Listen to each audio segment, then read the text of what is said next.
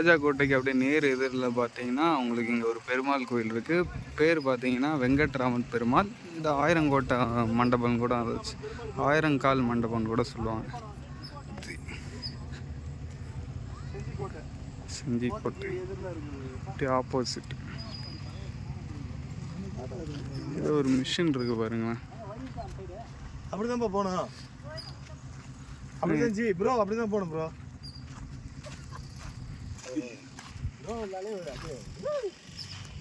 என்ன இது இடம் அவ்வளோ அழகா இருக்கு. அந்த இடத்துலலாம் எல்லாம் எவ்வளோ ஒரு சுத்தமாக வனப்பகுதியில் எவ்வளோ க்ளீனாக இருந்துருக்காங்க பேர். பற்றி மனிதர்கள்லாம் நல்லா ஏதோ மிஷின், அது இப்போத்தைய மிஷின் போலுதுண்ணா. இது சுண்ணாம்பு அரைக்கிறது. சுண்ணாம்பு இருக்கு. ஓ, இப்போ இந்த பில்டிங்லாம் பழுது பார்க்கறதுக்கு இதை வச்சு தான். வாங்க போகலாம், ஸ்பீடாக வாங்க வாங்க போகலாம். இப்போ சொல்லி நீ பேசினே போகிறா அப்படிங்களா? சரி. ஆ, நல்ல உயரமான கோபுரம் பாருங்க. அந்த காலத்து கோயிலே எந்த அளவுக்கான சிற்பங்கள் எவ்வளோ சூப்பராக கொடுத்துருக்காங்க பாருங்க.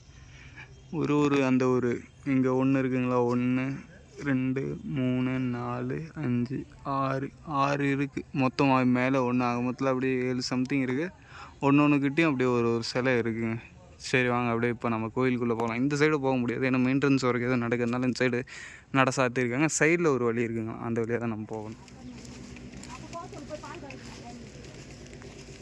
இப்போ நாங்கள் சொன்னோம் பார்த்தீங்களா, அந்த ஆயிரங்கால் மண்டபம் கோயில். இப்போ அதுக்குள்ளே தான் இருக்கோம். இப்போ பாருங்கள், இந்த கோயிலோட சிறப்பு வந்து இங்கே வந்து 1000 கால் மண்டபம்ன்ற ஒரு பேர்லேயே உங்களுக்கு புரியும். இந்த மொத்தம் 1000 தூண்கள் இருக்கும். இந்த பார்த்தீங்களா, இது இப்போ இது ஒரு தூண். இதை மாதிரி மொத்தம் இந்த கோயிலில் 1000 தூண் இருக்கும். அப்படியே நீங்கள் ஸ்ட்ரைட்டாக பார்த்தீங்கன்னா பெருமாள் அங்கே இருக்கார். நம்ம அவரையும் போயிட்டு அப்படியே பார்ப்போம். இப்போ இதை பாருங்க, சுற்றி எல்லா இடத்துலையும் தூண் தான். இந்த ஒரு சின்ன இதில் எவ்வளோ தூண் கொடுத்துருக்காங்க பாருங்கள். அப்படி இப்படின்னு அந்த இடத்துல ஏகப்பட்ட தூண், அப்படி இன்னும் நிறைய தூண்கள் இருந்துகிட்டே இருக்கு. மொத்தம் ஒரு 1000 கால், அதான் 1000 தூண் இருக்குன்ற மாதிரி சொல்லியிருக்காங்க. இங்கே ஒரு சின்னதாக குளம் ஒன்று இருக்குது இந்த இடத்துல.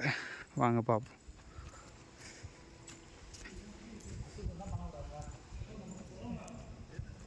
இது இருக்குது பாருங்க, இது ஒரு குளம் இருக்குது.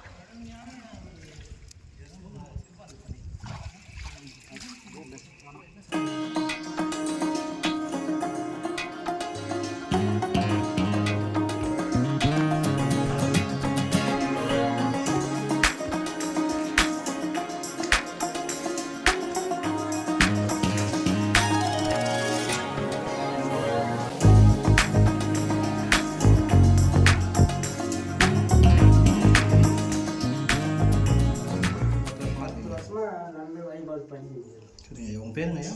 என் பேர் மணி. சரிங்க ஐயா. இப்போ பெருமாளுங்க பக்தர்கள்லாம் எந்த சைட்லேருந்து வராங்க? எல்லாம் கலந்து ஊருக்கு 4 பேர் 5 பேர். விசேஷ நாள் என்ன நிற்கிங்க? விசேஷம் என்ன நிற்கின்னு கேட்குறாங்க. சனிக்கிழமை விசேஷம். இப்போ புரட்டாசி மாதம் அப்படின்னால அப்படிங்களா? 3ஆவது சனிக்கிழமை திரு கல்யாணம் சாமிக்கு. இப்போ 3ஆவது சனிக்கிழமை 3ஆவது சனிக்கிழமை கல்யாணம். அப்படிங்க. அது முடிஞ்ச உடனே விளக்கு பூஜை வைப்பாங்க. விளக்கு பூஜை அது என்னங்க? அது இதெல்லாம் முடிஞ்ச பார்த்து புரட்டாசி மாதம் முடிஞ்ச பார்த்து வைப்பாங்க. சரிங்க ஐயா. சரிங்க ஐயா. என்னுடைய பேர் வந்து விஜயகுமார். விஜயகுமார். என்ன ஊருங்க நீங்கள்? எந்த ஊருங்க? செஞ்சிதாங்களா? சரிங்க ஐயா. இந்த கோயில் வந்து மின் பெயர் வந்து ஆயிரங்கால் மண்டபம் கோயில். இது வந்து சனிக்கிழமை அன்னதானம், பஜனை, கோலாட்டம், தீர்த்தவரி, திருவிளக்கு பூஜை, மற்றது எல்லா விசேஷங்களும் சொர்க்கவாசி எல்லாமே சிறப்பாக நடக்கும். சரிங்க ஐயா. அதுக்கப்புறம் வந்து இந்த சிலை வச்சு இதை சொல்கிறேன். இந்த சிலை வச்சு 10 ஆண்டு ஆகும். 10 வருடம் முடிஞ்சு 11வது வருஷம். இது வந்து நாங்கள் வந்து சிலை வைக்கக்கூடாதுன்ட்டு கோட்டை வந்து எங்கள் மேலே கேஸ் போட்டு நாங்கள் வந்து நாங்கள் சிலை வைக்க நீங்கள் அனுமதி கொடுங்க. ஏற்கனவே வந்து சிலை வச்சு பீடம் இருக்குது, நீங்கள் அந்த பீடத்துக்கு வழிபாடு செய்யறதுக்கு அனுமதி கொடுங்க அப்படின்னு நாங்கள் மேஸ்ட்டு கேட்டோம். அவர் என்ன நேரம் மேஸ்ட்டு அவர் என்ன பண்ணிட்டாரு, வழிபாடு நாங்கள் சிலைக்கு கொடுக்க முடியாதுன்ட்டார். அவர் அதோட போய் படுத்துட்டார். ரெண்டாவது கேஸ் போட்டு ரெண்டாவது வாதாடும் போது மேஜிஸ்ட்ரேட் கேட்க பார்த்து எங்களுக்கு இந்த மாரி வழிபாடு இருக்குது அதுக்கு கொடுங்க அப்படின்னு கேட்கும்போது அவங்க கொடுத்தாங்க. அதை வச்சு பயன்படுத்தி நாங்கள் கேஸ் போட்டு சிலை வச்சு 10 ஆண்டு முடிஞ்சு 11வது வருஷம் ஆகுது. இந்த 11 வருஷத்துக்கு முன்னாடி என்னங்க சிலையா இருந்துச்சு? இந்த சிலை வந்து பீடம் இருக்குது, பீடம் இருந்தது. 1350 ஆண்டுகளுக்கு 350 வருஷமா அங்க சிலை கிடையாது. 350 வருஷமா இல்ல. ஆமா, அதுக்கு வந்து அதுக்கு முன்ன எடுக்கப்பட்டதான் வெங்கட்ராமன் சிலை 14 அடி உயரம். அந்த சிலையாகப்பட்டது பாண்டிச்சேரி பெரிய ஆஸ்பத்திரி எதிர பாரதி பூங்காவில இருக்குது. அந்த 14 அடி உயரம். ஆமா, இங்க இருந்த சிலை 14 அடி உயரம். அதனால வந்து இப்ப நம்ம எல்லாம் வந்து இப்ப கும்பிடுறோம் உள்ள. அதுக்கு முன்ன வந்து உள்ள வர முடியல. அந்த நீர் தொட்டி இருக்கு பாருங்க, அதான் வந்து பகவானுக்கு ஜலமாக கொண்டு அங்கிருந்து தான் வந்து பகவானுக்கு அபிஷேகம் நம்ம அங்கதான் வந்து கும்பிடணும். இதுதான் வர முடியாது. இது 2 பக்கமும் பள்ளம், பாதை வரைக்கும் இருக்குது பள்ளம். இப்ப இது பழம் ஆங்கில பாட்டு பிற்பாடு தான் நம்ம உள்ள வந்து அந்த இடத்துல. ஆமா, இந்த பள்ளம் வந்து பாதை வரைக்கும் இருக்குது. ஆமா, இது வந்து 6 மாசம் வரைக்கும் தண்ணி கீழே இருக்கும். அதுக்கப்புறம் வெயில் நல்லா சுத்தமா வராது. ஆமா, இதுக்கு வந்து இந்த தண்ணி ஆகப்பட்டது மேல் குளம் 2 குளம் இருக்குது. அந்த குளம் ரம்பனா இது தானா ரம்பிடும். ஆமா, ஊத்தி எடுத்து ரம்பி திட்டமா நின்றுடும். மேல் வரைக்கும் இருக்கும். அதனால வந்து வருஷத்துக்கு ஒரு முறை பெருமாளுக்கு சொல்லுங்க, அப்படியே கண்டினியூ பண்ணுங்க. ஆமா, அந்த பள்ளம் அதான் நீர் தொட்டி. அந்த நீர் தொட்டியில இருந்து தான் பகவானுக்கு ஜலம் கொண்டு அபிஷேகம் பண்றது. ஆமா, அந்த நாள்ல வந்து ஐயரு தான் இருப்பார் உள்ள, யாரும் உள்ள வர முடியாது. பழம் வந்து போட்டு பழம் எடுத்துருவாங்க.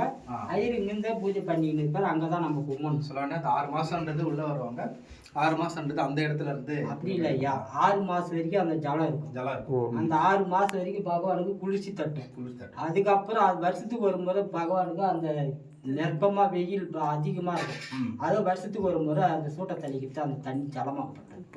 ஆமா, சித்திரை மாசம் பௌர்ணமி கடைசி 3ஆம் நாத்து வெப்பம் அதிகமா இருக்கும் பகவானுக்கு. அந்த நேரத்துல சூட்டை தள்ளிக்கிட்டு இந்த ஜலமாகப்பட்டது.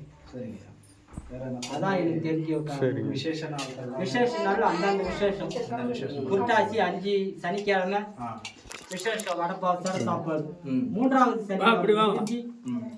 3வது சனிக்கிழமை முடிஞ்சு மறுநாள் ஞாயிற்றுக்கிழமை திருக்கல்யாணம். உச்ச பிறகு திருக்கல்யாணம் முடிஞ்ச உடனே சொர்க்கவாசண்டி வைகுந்தம் பெருமாள் சுத்தி வந்து வைகுந்தம் அந்த சொர்க்கவாசண்டி திறப்பாங்க. அதுக்கப்புறம் பிரசாதம், அன்னதானம், லட்டு கொடுப்பாங்க. அதுக்கப்புறம் தீர்த்தவரி, மாசி மகம் என்று தீர்த்தவரி இங்கிருந்து சாமி ஆத்துக்கு போவோம். அதுக்கப்புறம் ஊஞ்சல் உற்சவம் முடிஞ்சதும்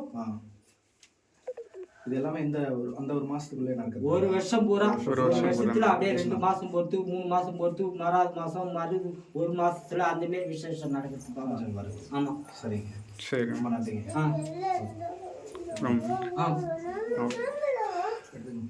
சரி வாங்க. அங்கே பேசும்போது ஒரு இடத்துல இருந்து தான் நாங்கள் ஜலம் எடுத்து பெருமாளுக்கு அபிஷேகம் பண்ணுவோம்னு சொல்லியிருக்காங்க. ஒரு இடம், அந்த இடம் தான் இது. இப்போ அதுக்கு மேலே ப்ளைவுட் மாதிரி போட்டு உள்ளே இன்னும் பெருமாளை கிட்டேயே போயிட்டு நல்லா அழகாக பார்க்குற அளவுக்கான நல்ல செட்டப் பண்ணியிருக்காங்க. இன்னும் இது மாதிரி நிறைய அந்த ஒரு கோவில் சம்மந்தப்பட்ட ட்ராவல் கண்டென்ட் பார்க்கணும்னு நினச்சிங்கன்னா நம்ம சேனலை சப்ஸ்கிரைப் பண்ணி வச்சுக்கோங்க. இப்போதைக்கு தான் வச்சுங்க. பாய்.